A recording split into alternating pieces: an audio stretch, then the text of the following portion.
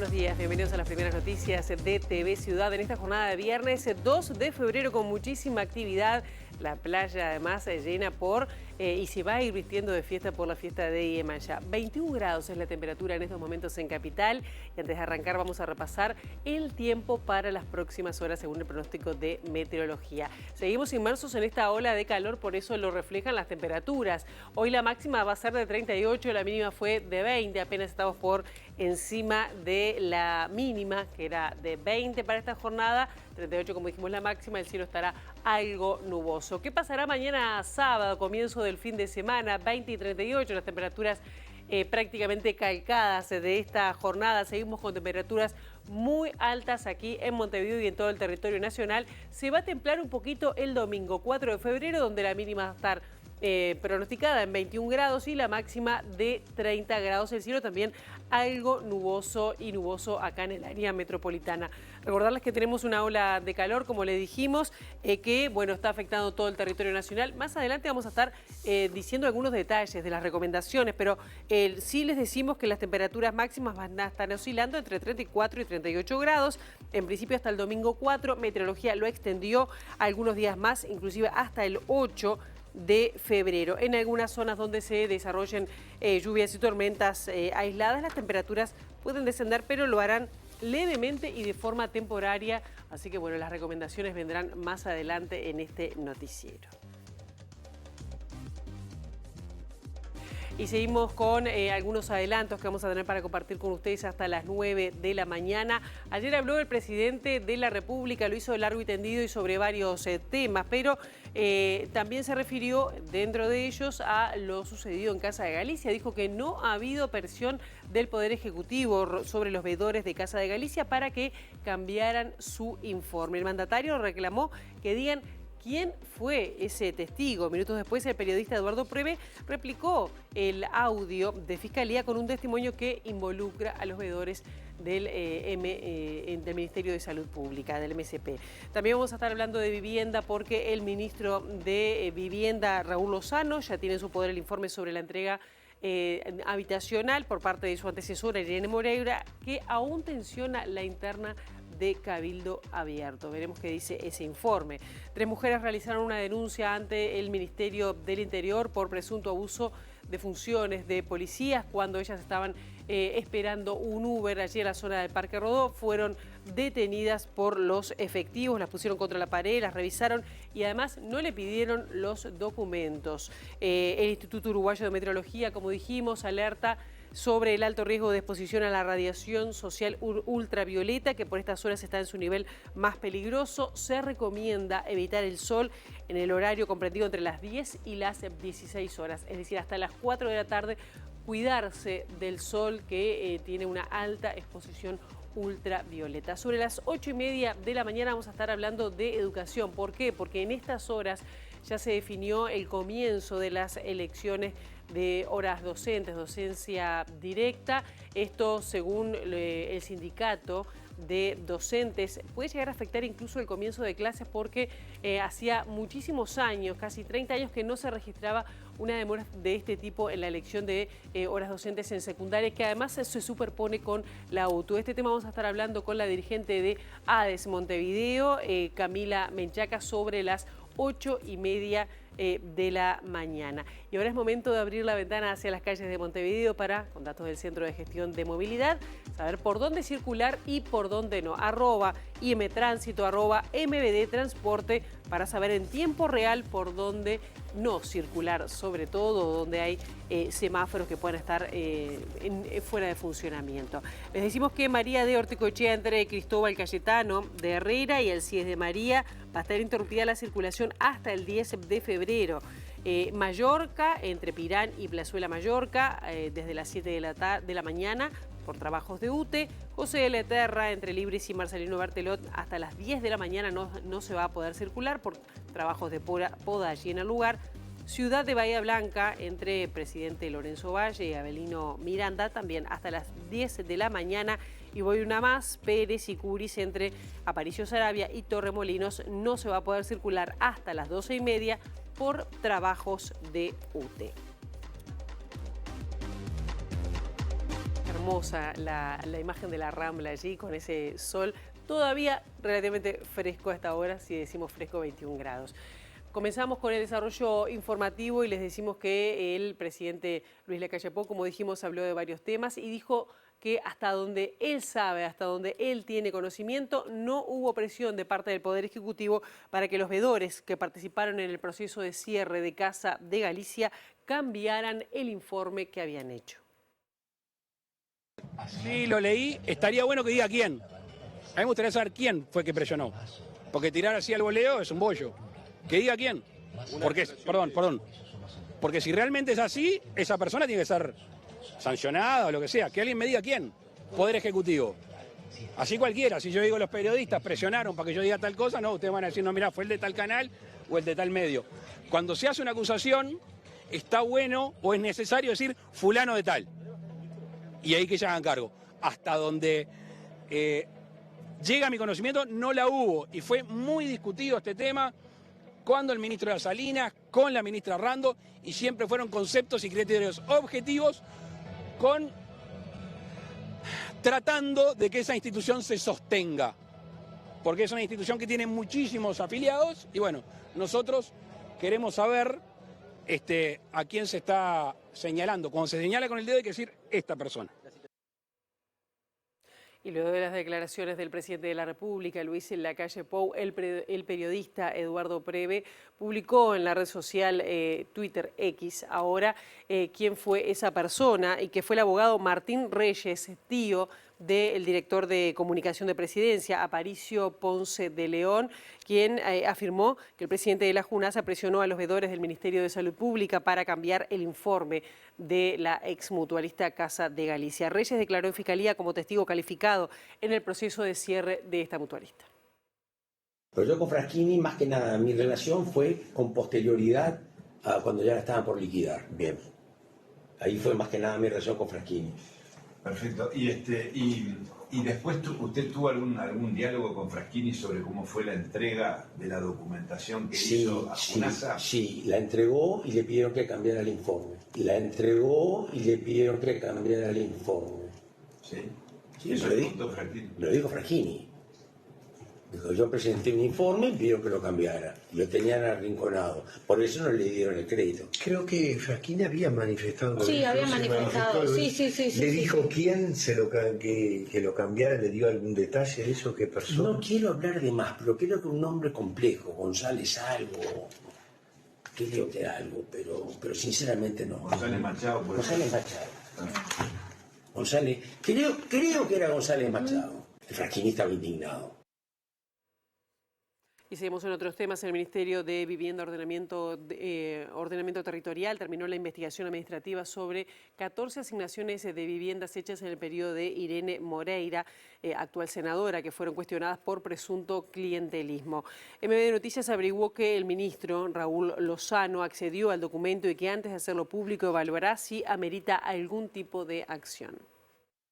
Según fuentes del Ministerio de Vivienda y Ordenamiento Territorial, únicamente Lozano y la responsable del área de asesoría jurídica accedieron al documento, que mantendrá carácter reservado hasta que el ministro lo termine de analizar y resuelva si amerita emprender algún tipo de acción. Además, la diaria informó que la investigación interna duró varios meses y que sus conclusiones no son vinculantes, por lo que será Lozano quien defina qué hacer en adelante. El año pasado, el exdirector nacional de Vivienda, Jorge Chereta, informó en el Parlamento que 13 de las 14 asignaciones de vivienda cuestionadas ocurrieron entre mediados de 2022 y mediados de 2023 y explicó que eso se debió a que desde 2022 el Ministerio protocolizó el procedimiento para realizar asignaciones directas. Este protocolo se basó en una circular del año 2009 que habilitó la reserva de cupos en los programas de la Dirección Nacional de Vivienda para personas que no tuvieran todos los requisitos pedidos. Precisamente, antes y después de su renuncia, Irene Moreira se basó en esa circular para asegurar que actuó conforme a derecho y desmentir a quienes la acusaron de clientelismo político. Entre las 14 asignaciones cuestionadas de su gestión, la que desencadenó los señalamientos contra la exministra fue una en favor de una militante de Cabildo Abierto y empleada del semanario La Mañana, medio de prensa vinculado a ese partido. Además, hubo otra en favor de una mujer que fue empleada doméstica de la exministra. Un grupo de personas se está organizando para la recolección de firmas en una plataforma para que la Fiscalía vuelva a abrir el caso de Astesiano, por entender que la exfiscal Gabriela Fossati lo condenó sin tener en cuenta audios que consideran relevantes. Apuntan a alcanzar 25.000 adhesiones y a que el ex custodia presidencial pudo haber tenido responsabilidad en la entrega del pasaporte a Sebastián Marcet. El caso Astesiano es paradigmático y de que la ex cara actuante solo mintió respecto a la duración del interrogatorio. Hizo prácticamente un juego selectivo con palabras claves para hacer la investigación. Las palabras claves tenían que ver con ruso, o sea, se limitó a lo que ella denominó que era el centro de los hechos, que era el pasaporte ruso, y ahí hizo un acuerdo de obligado rápido y muy favorecedor para Astesiano y protector para el eventual equipo. Queremos que se reabra la investigación o que por lo menos las causas que ya está abierta del caso Marcet incorpore a Astesiano como testigo, y que se incauten los 3 teléfonos que tenían ahora todo lo que hizo Marcet, y que se declasifique e hizo la actual militante del Partido Nacional, Gabriela Fossati, que hizo una selección parcial de los chapeos entre la calle y Astesiano. Al momento, la plataforma lleva recolectadas cerca de 3.000 firmas en 48 horas de haber lanzado la publicación. Nosotros pensamos, pero no, 25.000. Estamos recién apenas pasado el 10%. Después está eso transformarlo, eso sí, después personalizarlo. Los firmantes, tú tienes acceso a los mails. Entonces después se va a hacer un documento donde va a estar la firma real, con la credencial, etcétera, etcétera. Se va a hacer un documento formal. Uruguay tiene el impuesto al valor agregado o valor añadido, es decir, estamos hablando del IVA más alto de América Latina y el Caribe. Esto lo dio a conocer un índice de la agencia económica de noticias económicas Bloomberg. Este impuesto se incorporó a nuestro país en 1972 y tanto la tasa básica como la tasa mínima han sufrido distintas modificaciones a lo largo del tiempo.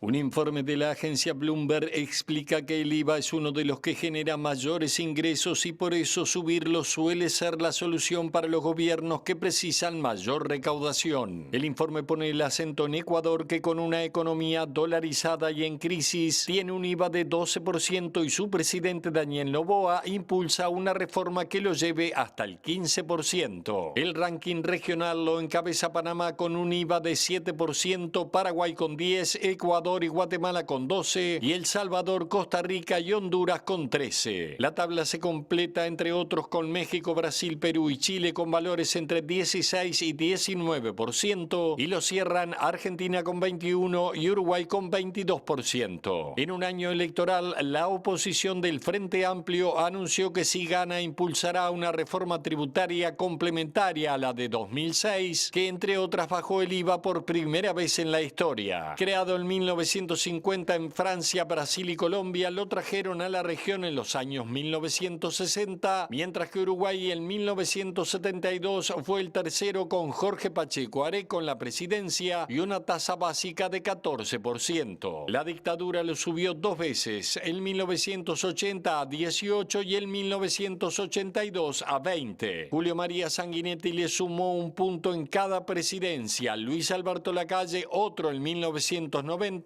y en su primer mandato Tabaré Vázquez lo redujo de 23 a 22%. 3 jóvenes denunciaron ser detenidas por la policía sin motivo alguno mientras esperaban un Uber. La policía les recomendó que no caminen por la calle de noche y la funcionaria que les tomó la denuncia les preguntó si estaban vestidas de forma provocativa. Nos atracaron de manera súper violenta. Nosotros simplemente estábamos circulando por Gonzalo Ramírez y Casillaro. Estábamos dirigiéndonos para la otra esquina cuando de repente mi novio me avisa que el Uber me lo había pedido para esa esquina. Y cuando estamos circulando para el otro lado, ahí vemos dos patrulleros y lo que menos esperábamos era que nos atracaran de manera tan violenta, tanto que uno se nos atravesó y estaba encima de la vereda. Es del único que pudimos sacar una foto porque estábamos como súper choqueadas por el evento. Lo raro fue que se pararon, nos dijeron, señoritas, operativo de rutina contra la pared. La compañera, la única femenina, fue la que nos hizo el cacheo, pero nunca nos pidieron documentos físicos a ninguna de las tres. Fue como, al preguntar por qué, me pusieron contra la pared, me abrieron de piernas y procedió con el cacheo de la femenina. Y las cosas las teníamos que tirar al piso, o sea, revisaron todas nuestras pertenencias y no nos daban explicaciones. Y bueno, la verdad que fue un hecho como que nos traumatizó, nos dejó en shock y nunca nos dieron explicaciones claras de por qué nos habían parado. O sea, no es por defenderlos a ellos, debe haber habido alguna denuncia al 911. Por eso te preguntaba si ustedes estaban vestidas de alguna forma provocativa o algo. Capaz que alguna vieja, viste, esas personas que son un poquito cerradas de mente, o la forma de vestir que juzgan, capaz andás a ver lo que llamaron y dijeron. Hicimos de alguna manera con el Ministerio del Interior porque se va a realizar una intervención en Casaboy, también Cerro Norte, debido al aumento de la violencia como consecuencia de un enfrentamiento de bandas de narcotraficantes, según pudo saber MBD Noticias. Esta intervención se sumará a las 4 iniciativas similares que se están realizando en otros barrios de Montevideo, como Villa Española, Cruz de Carrasco, Marconi y Boix y Merino. Según informó el ministro del Interior, Nicolás Martinelli, en su última comparecencia ante el Parlamento, las intervenciones en esos 4 barrios incidieron en un aumento en el número de personas detenidas y en la incautación de drogas, armas y vehículos. Además, también se informó que el Ministerio del Interior contabilizó 24 homicidios ocurridos en enero en todo el país, lo que significa 40% menos que en el mismo mes del año pasado.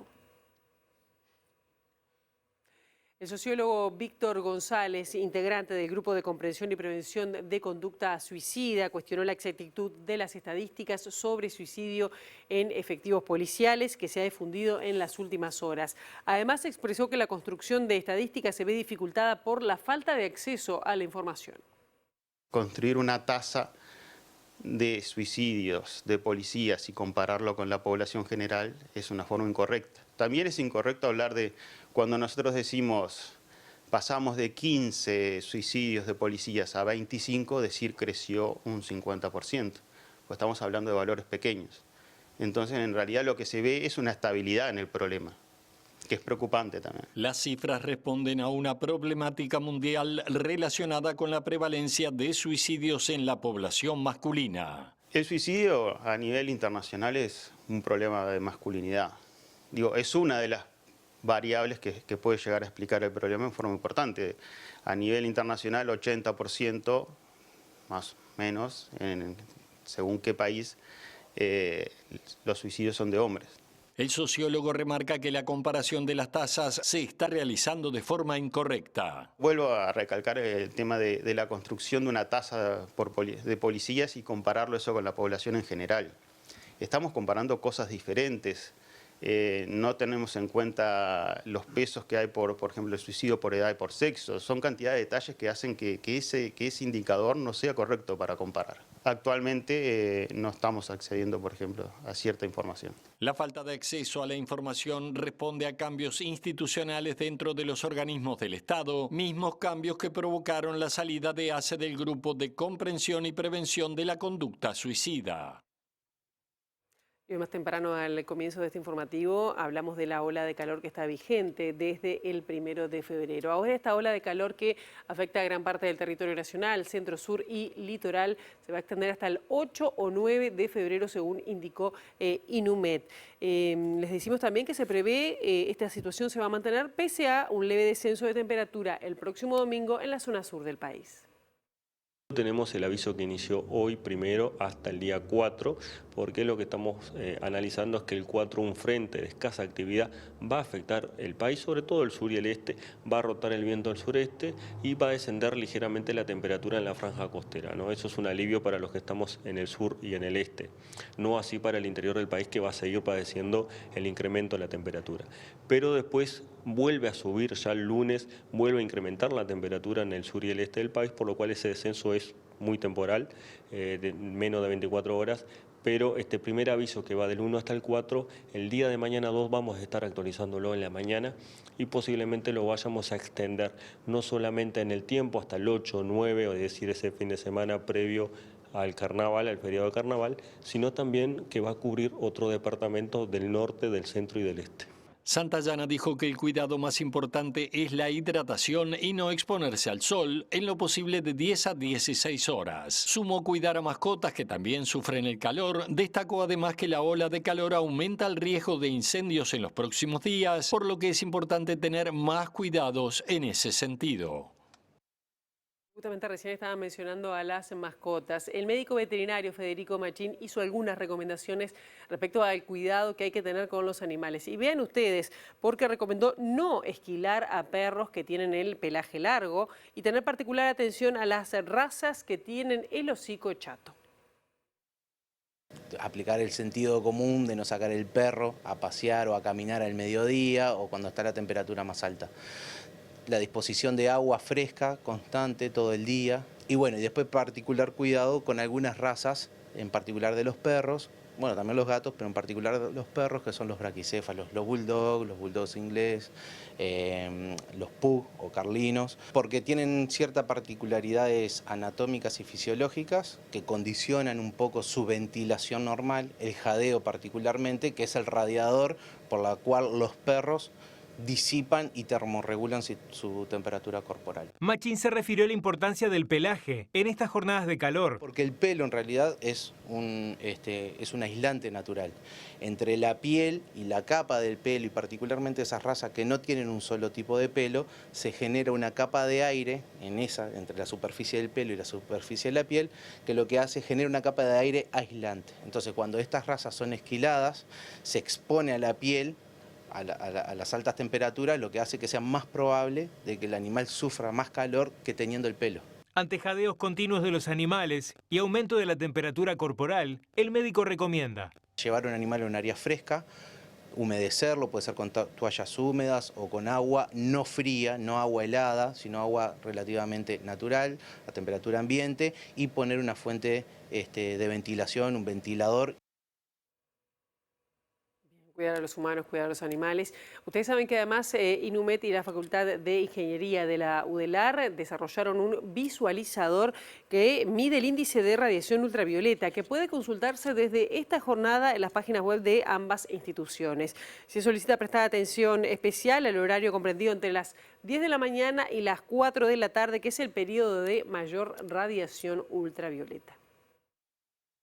Hemos desarrollado y creado con el Laboratorio de Energía Solar de Facultad de Ingeniería el primer modelo de estimación de índice UV, es un modelo satelital, utiliza datos justamente de un satélite americano, y lo que hacemos es, trabajar con esos datos, meterlo dentro de este modelo de estimación, y nos da un valor de la radiación UV. ¿Qué es esto? Es la radiación, justamente la UV se divide en tres, en la A, en la B y la C. La C no llega a la superficie de la Tierra, se bloquea totalmente en la atmósfera, que es la que nos produce cáncer, pero sí llega la A y la B en menor medida, que también ante la exposición prolongada de quemadura de radiación solar, sobre todo radiación UV, puede llegar a desarrollar cáncer de piel. Y somos un país que tal vez de los más afectados por esta dolencia, según la Sociedad de Dermatología del Uruguay y el Ministerio de Salud Pública. Entonces estaba faltando un índice, un indicativo que le diga a las personas cuál es el valor de UV, sobre todo entre la 10 y la 16, que es el horario pico de esta radiación. Y la falta de lluvias, el aumento de temperaturas, hizo lo que hace en muchos veranos la presencia de cianobacterias. Y esto ya aparecieron en las playas de Canelones, Montevideo y San José. La cartera de Ambiente estima que la presencia de cianobacterias aumentará los próximos días, dadas las condiciones climáticas previstas. En las playas de Montevideo y Canelones se dispuso en las casillas de guardavidas la bandera sanitaria, que se identifica con una cruz verde sobre un fondo rojo. Desde la Intendencia de Montevideo informaron a Subrayado que las cianobacterias en Montevideo afectan a las siguientes playas: la del Frigorífico Nacional, la de Los Cilindros, Playa Zavala, La Colorada, Pajas Blancas y Ramírez. Las cianobacterias son organismos que pueden visualizarse en cursos de agua y crecen en determinadas condiciones de luminosidad, temperatura y disponibilidad de nutrientes. Pueden ser tóxicas para la salud humana y animal. Se recomienda no bañarse y en caso de que las personas se metan en el agua con floraciones, se indica secarse inmediatamente, lavarse con agua limpia y sacar residuos que puedan quedar en las mallas para evitar el contacto con la piel, especialmente en los niños y en las personas mayores. Las cianobacterias pueden producir toxinas y provocar irritaciones en la piel, náuseas, diarreas y complicaciones respiratorias o lesiones hepáticas.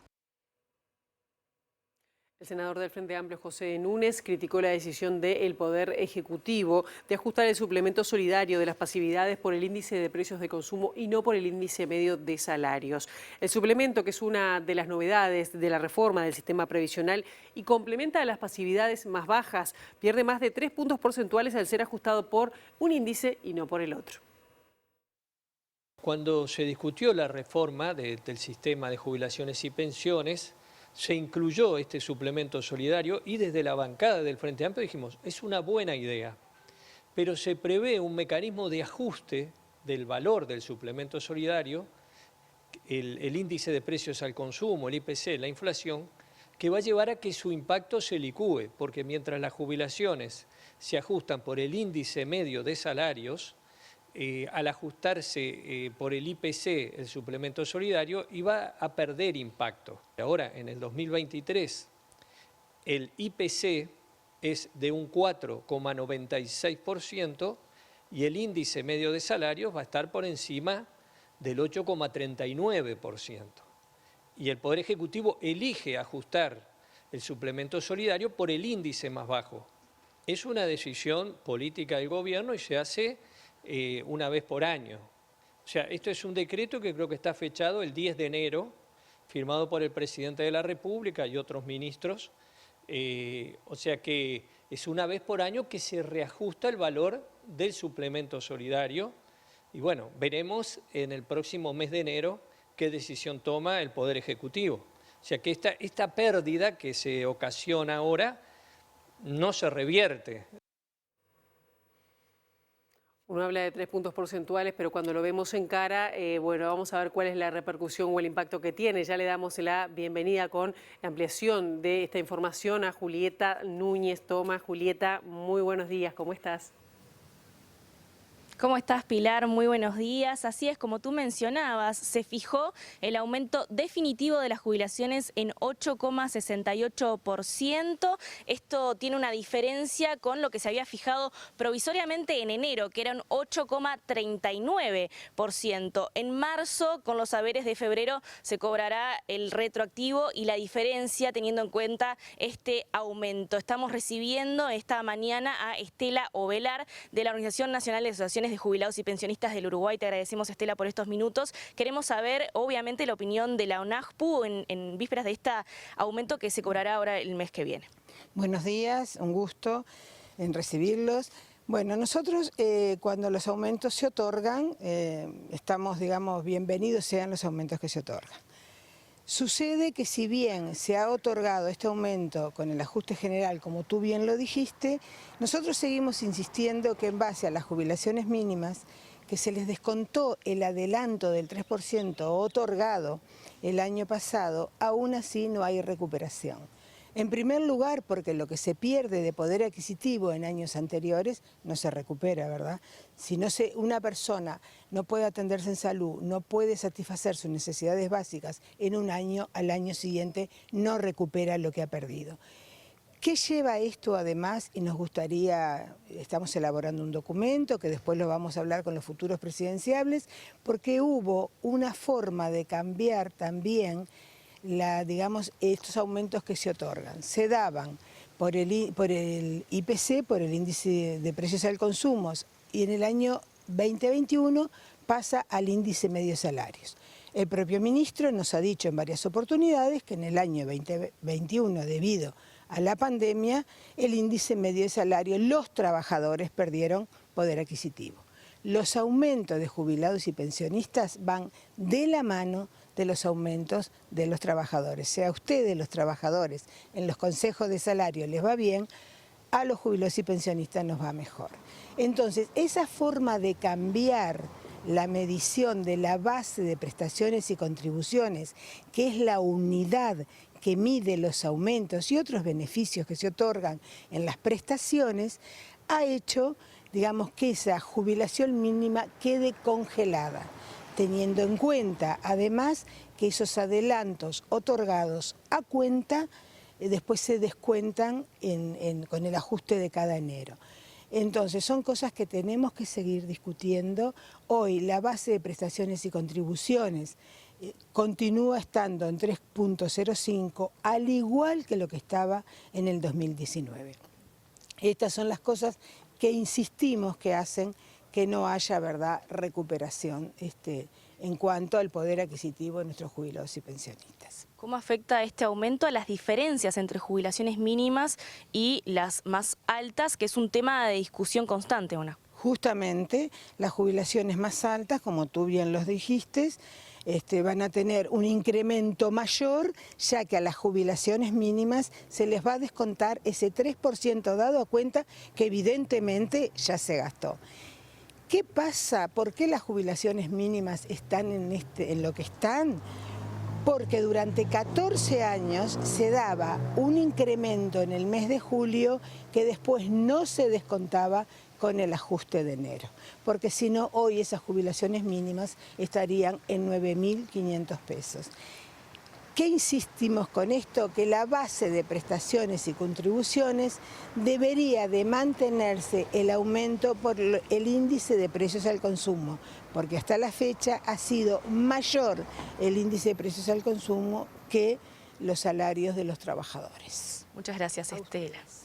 Nos despedimos así y continuaremos con esta información desarrollándola porque hay otros ejes también para abordar.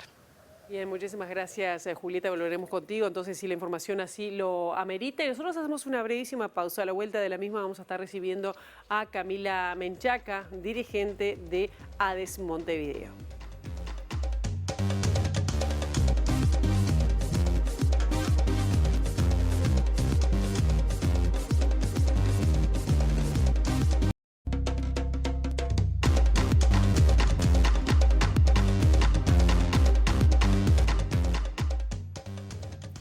Seguimos con 21 grados de temperatura en estos momentos en Capital y vamos a hablar de horas docentes porque la Dirección General de Educación Secundaria definió que comenzará la elección de horas docentes este próximo lunes en Montevideo para todas las asignaturas. Hecho que, ha generado cierto digamos, malestar, o mejor lo van a decir ellos, ¿no? Porque estamos recibiendo con muchísimo gusto a Camila Menchaca, que es presidenta de ADES Montevideo, Asociación de Docentes de Enseñanza Secundaria. Bienvenida, un gusto que estés con nosotros esta mañana. Muchas gracias por el espacio para poder comentar un poco esto que sabemos que para la población es muy complejo de entender a veces porque es un sistema muy diferente que otras formas de acceso al trabajo, la nuestra, ¿no? Ahora, esto, una demora, ¿qué es lo que implica que ustedes a partir del lunes estén eligiendo los profesores, las profesoras, docencia directa, los grupos, las clases? Sí, la elección de horas habitualmente comienza a fines de noviembre, principios de diciembre.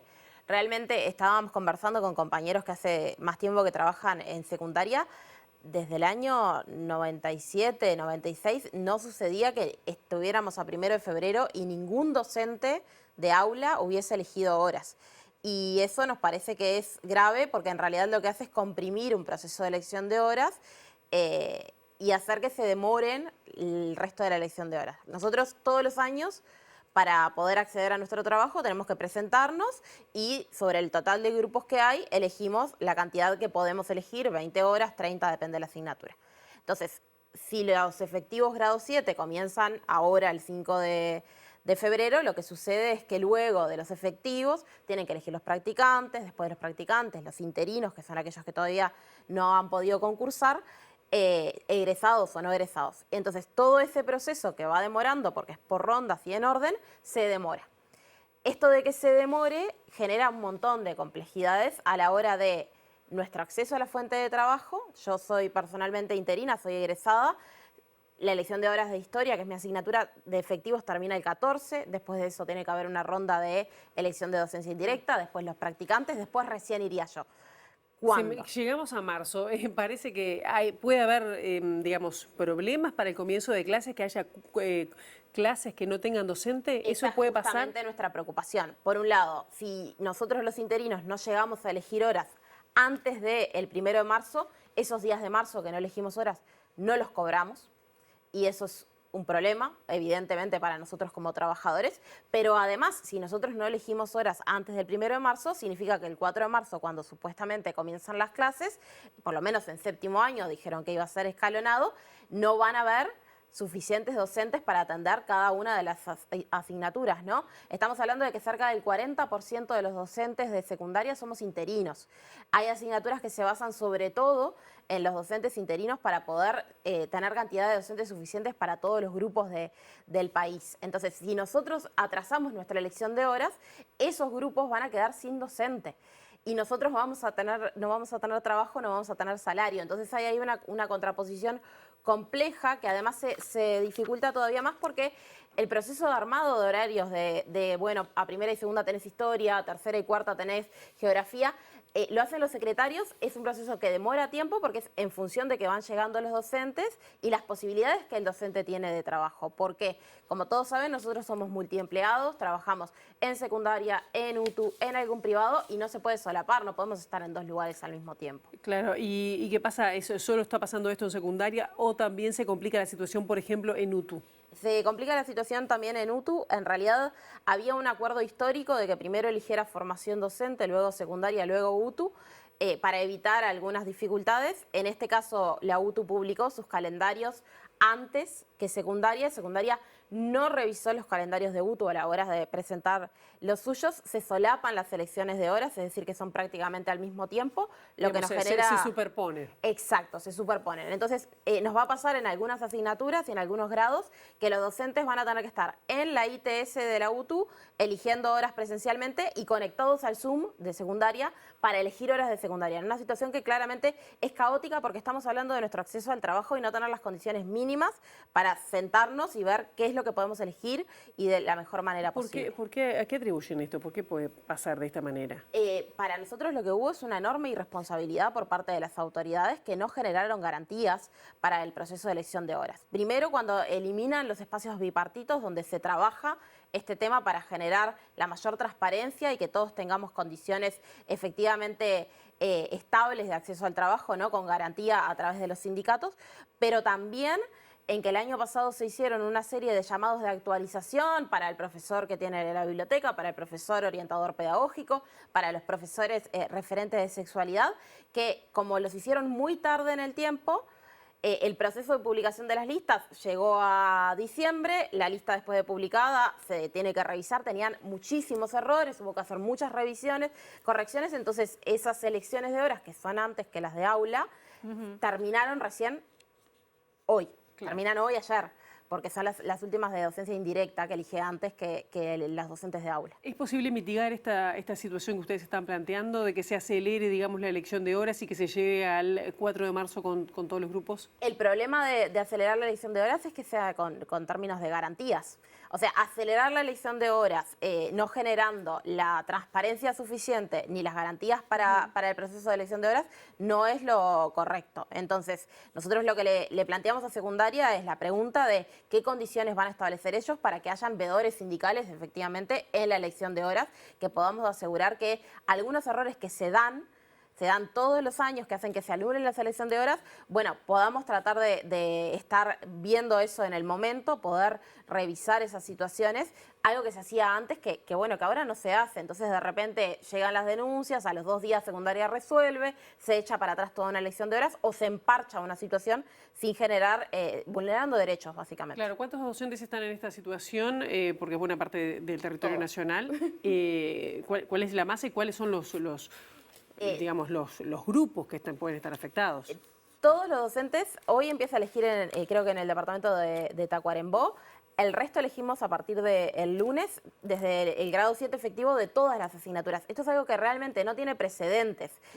Nos pasa que en 2014, por ejemplo, la asignatura matemática demoró en elegir horas y ese año el inicio de curso fue muy complejo. Ahora estamos hablando de que todas las asignaturas estamos en la misma situación. ¿Montevideo es más complicado que el resto? Sí, porque somos más cantidad de docentes y hay más cantidad de grupos a disposición. Montevideo y Canelones, además, son organizados directamente desde secundaria a nivel central, la elección de horas, y es la que demora más tiempo porque somos más cantidad de docentes y de grupos, porque Bien. hay más liceos, ¿no? Te cambio de tema y seguimos en educación, ¿no? Porque sigue avanzando lo que tiene que ver con la transformación educativa. Este año además se incorpora cuarto año, o no sé cómo llamarlo, de liceo, o primero, no sé cómo sería, cambios en los bachilleratos. ¿De qué manera se está pensando o puede llegar a afectar, o qué cambios esperan ustedes también como docentes? Sí, nosotros vemos con mucha preocupación que no se hizo un efectivo balance de lo que había sido la transformación educativa en ciclo básico y ya implementan en cuarto año con los mismos problemas que teníamos cuando empezamos con ciclo básico. No tenemos reglamento de pasaje de grados, los planes y programas todavía no están para que nosotros podamos estudiarlos y planificar en torno a eso. Tenemos un conjunto de asignaturas optativas que han llegado de forma un poco aleatoria a los liceos, que no sabemos exactamente por qué hay determinada optativa y no otra, y en cada uno de los turnos en cada uno de los liceos, y no tenemos programa para esas nuevas asignaturas. Estamos hablando de que existe una nueva asignatura que se llama Educación en Patrimonio, y no sabemos qué es lo que se va a enseñar ahí. Tenemos deporte y recreación, que no es lo mismo que educación física, que además cambió de nombre, y no sabemos qué es lo que se va a enseñar ahí. Entonces, realmente es una situación de una improvisación muy grande para el sistema y para luego el docente, que tiene que elegir un grupo de esas características y no sabe qué es lo que tiene que enseñar. ¿Se ha perdido trabajo? ¿Hay docentes que han perdido trabajo? Sí. ¿No tienen horas? Sí, nosotros lo venimos denunciando hace tiempo, venimos en un proceso de recorte muy grande de horas. ¿Lo han evaluado de cuánto? ¿Se han cuantificado? Sí, nosotros en los primeros años denunciábamos 200 grupos a nivel nacional, luego vinieron 50 más, luego vinieron 80 más. Estamos hablando de 200, 300 grupos que se han ido perdiendo. En algunos casos han habido redistribuciones que no tienen razón de ser. Estamos hablando que, por ejemplo, el IABA... 200 grupos que se han perdido, ¿por qué? ¿Porque hay menos estudiantes o por qué? Esa es la gran pregunta. Secundaria dice que es porque la tasa de natalidad baja y entonces hay menos estudiantes. Nosotros lo que decimos es, en realidad, nosotros tenemos que aspirar a tener grupos de 20, 25 estudiantes. No estamos hablando de una situación en donde tengamos 10 estudiantes por grupo. Lo contrario, tenemos grupos que están superpoblados al mismo tiempo que se vienen recortando grupos, se recortan distintas orientaciones de bachillerato, se recortan grupos de nocturno. Ha habido un proceso de desmantelamiento de los nocturnos muy grande y todo eso redunda en trabajo, pero también en condiciones de estudio de los estudiantes. En la mayoría de los liceos tenemos grupos con 25 o 30 estudiantes en ciclo básico, en un contexto en donde también hubo una gran redistribución de horas, porque como los estudiantes ahora no repiten casi, repiten solo aquellos que están desvinculados, este pasaje en masa ha hecho que de alguna manera se tenga que reconfigurar la organización del liceo, ¿no? Claro. Ahora tenemos más liceos que van a tener cuarto año, que son liceos de ciclo básico históricamente, que les incluyen cuarto, pero quitaron cuartos de los liceos históricamente de bachilleratos. El Liceo IABA no tiene cuartos para este año y es algo que nos parece grave, ¿no? Al mismo tiempo que otras redistribuciones que han habido que no tienen razón de ser, no se comprenden. Camila, ya tenemos que ir cerrando, pero justo mencionás al IABI, no quería dejar de preguntarte sobre la situación de ese liceo que, bueno, el año pasado fue centro de atención por entre otras cosas, por reclamos de estudiantes en algunas cuestiones que tiene que ver con solicitud, digamos, de hacerlo más habitable, la separación del cargo del director. ¿En qué situación está? El director eligió, ya se terminó su proceso, eligió en otro liceo. ¿Cómo se está manejando la situación allí? Sí, el director forma parte de una lista que tiene que elegir todos los años. Sabemos nosotros que el año lectivo termina el 28 de febrero, por lo tanto los directores vuelven a elegir en algún liceo que esté a disposición. Eligió una persona para el Liceo IABA y el director del IABA eligió en otro liceo, un liceo de ciclo básico. Nosotros creemos, no hay argumentos para que las autoridades no no le permitan volver a su trabajo, que en este caso es de director, como sucedió el año pasado, que habiendo terminado las medidas cautelares de sumario no le permitieron reintegrarse al IABA. Esperamos realmente que haya una posición por parte de las autoridades de desintervenir el IABA, aunque venimos en esta situación de que se recortaron todos los cuartos y que quitaron el plan de sordos, ¿no?, dentro del liceo, generando una situación que parece como de desguace del liceo. Bien. Camila Menchaca, muchísimas gracias por estos minutos y bueno, seguramente seguiremos atentamente lo que pueda llegar a seguir con esta elección de horas, sobre todo que depende de muchos estudiantes. Gracias. Bien, nosotros ahora seguimos con otros temas. Este domingo se va a conmemorar el Día Mundial del Cáncer con actividades de prevención en la Rambla de Montevideo. A las 18 horas del domingo, en la Rambla, a la altura de Gibón, la Sociedad de Oncología, junto con la Intendencia de Montevideo, el Programa Nacional de Control de Cáncer y la Comisión Honoraria de Lucha contra el Cáncer, realizará una acción de prevención y concientización sobre la temática. El tumor con mayor incidencia es el cáncer de mama. Obviamente en mujeres es el tumor primero en incidencia y en mortalidad. Y luego tenemos otros tumores importantes, también como el cáncer de pulmón en el hombre, el cáncer de próstata primero en incidencia en el hombre, el cáncer de colon, que está con tercero en incidencia tanto en hombres como mujeres, y también tenemos que resaltar el cáncer de cuello de útero, porque son aquellos tumores que son prevenibles a través de acciones de prevención de cada una de las personas. Queremos que Uruguay pueda tener investigación clínica. Es importantísimo para el país, para el sistema de salud, para los pacientes y para los profesionales de la salud. Es importantísimo que Uruguay pueda acceder a la investigación clínica. Para bajarlo a tierra, ¿qué mejoraría del sistema? La calidad del sistema, el acceso a los tratamientos, los costos del sistema pueden bajar también y el acceso a la innovación. Es un círculo virtuoso en el cual no podemos estar afuera y estamos afuera. Un estudiante de la licenciatura en Educación lanzó una convocatoria para encontrar a exalumnos y exalumnas de la maestra Elena Quinteros, desaparecida durante la dictadura cívico-militar. El vínculo entre la maestra y el alumnado es uno de los temas de investigación de la tesis de esta estudiante, quien ha entrevistado a ex compañeros y compañeras de Elena Quinteros. Soy maestra también, soy estudiante de la licenciatura en Educación y en este momento me encuentro finalizando mi tesis para recibirme de licenciada en Educación en el Departamento de Historia y Filosofía. El tema que yo elegí para trabajar fue conocer más sobre el aspecto educativo de Elena Quinteros, cómo era ella como maestra, cómo era el vínculo con sus alumnos.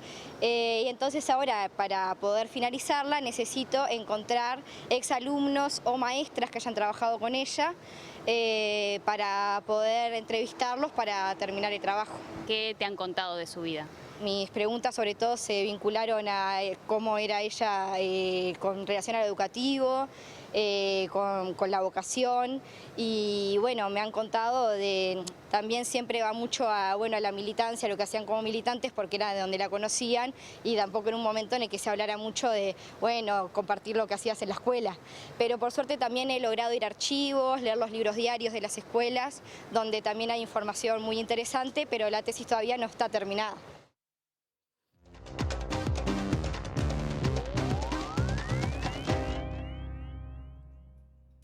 En el ámbito internacional destacamos lo que sucede en Estados Unidos, donde el gobernador de Florida anunció el envío de tropas a Texas en apoyo en la frontera con México. La decisión ha sido tomada en medio de un enfrentamiento entre el estado de Texas y el gobierno federal sobre la política migratoria de Estados Unidos.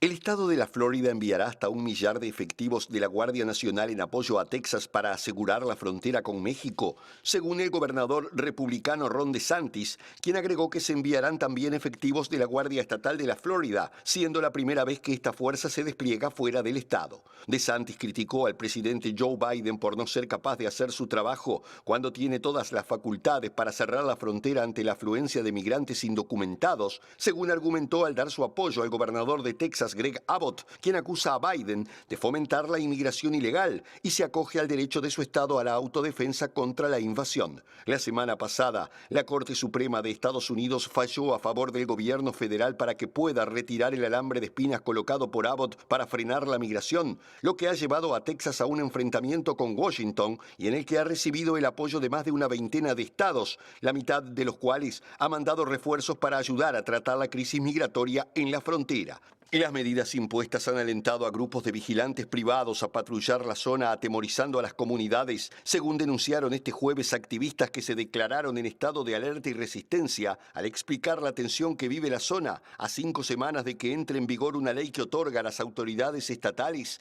la facultad de detener y deportar migrantes sin el debido proceso. Y ahora volvemos a la información local porque es un día muy especial para buena parte de nuestro país y en especial de Montevideo. Con este tema está nuestra compañera Julieta, a quien le damos nuevamente la bienvenida. Julieta, cambiaste de escenario. Así es, Pilar, y como lo decías, hoy es un día especial, no es un día como otros para esta playa, aunque ahora lo parezca en la mañana porque hay gente haciendo un día de playa como cualquier otro, pero hoy, 2 de febrero, es el día de la diosa de Iemanjá, esta diosa que es parte de Oriyás, de los dioses de Oriyás, y que esta tradición que viene acompañando a nuestro país desde hace muchísimo tiempo, una tradición de celebración que llegó desde las tierras africanas en el momento de la esclavitud y que desde ese momento se viene conmemorando aquí en nuestro país. Hoy, esta noche, hay varias organizaciones, entre ellas Atabaque, que va en este momento bueno, en este momento no, pero desde horas de la tarde a acudir a la playa para enviarle a la diosa del mar sus ofrendas, ¿verdad? Estamos hablando de flores, estamos hablando de frutas,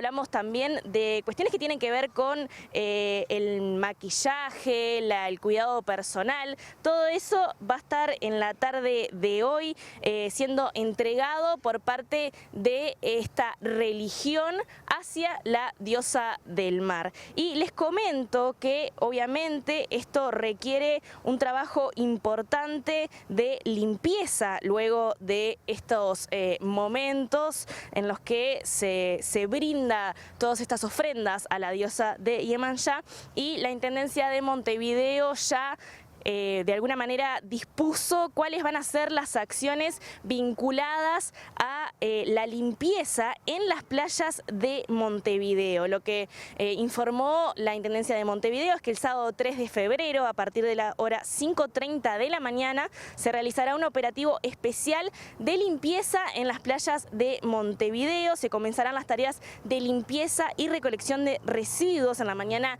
del sábado para que los vecinos y vecinas de todas las playas de Montevideo puedan disfrutar nuevamente a la mañana del fin de semana de estas playas. Van a haber un total de 45 personas trabajando entre las playas del este y oeste de Montevideo. Para las playas del este se dispondrá de 2 retroexcavadoras, 2 camiones y una máquina limpia playas, junto con un tractor, mientras que para las del oeste se utilizará una pala mecánica y 2 camiones. Así que es importante saber que durante todo el día de hoy las playas de Montevideo y también del interior del país van a estar con esta celebración 2 de febrero importantísima para las comunidades africanas que desde ese momento y hasta el día de hoy vienen desarrollando su cultura aquí en nuestro país, y por supuesto que en MB Noticias vamos a estar acompañando en las 3 ediciones toda la celebración que se dará en la jornada del día de hoy. Volvemos con ustedes y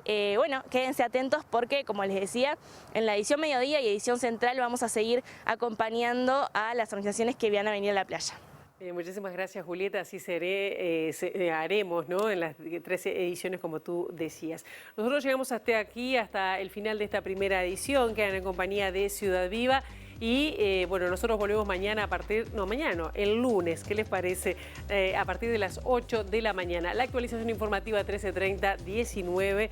Estaremos con ustedes informándoles. Pasen muy bien, buen fin de semana, cuídense del calor.